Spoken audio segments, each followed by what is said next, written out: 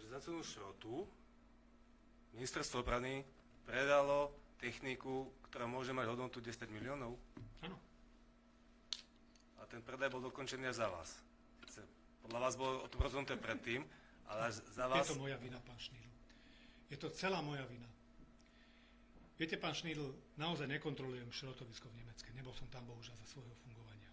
Ale ešte raz, ak vás zaujíma, ako to prebiehalo, je to, čo vám hovorím. Vyradenie do šrotu a 24. októbra podpísanie, že to patrí do nemeckej ako do šrotoviska. A odtiaľ si to na základe Naďovej zmluvy preberá už spoločnosť Robus. Poprosím vás, môžete sa tomu povenovať. Ale čo je rozhodujúca forma toho obvinenia, je to, že my sme predali bojaschopnú techniku.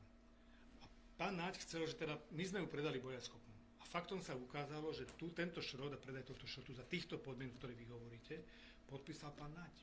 To je proste fakt. A všetky dokumenty k tomu, aby sa to šrotom stalo, boli podpísané ešte za bývalej vlády.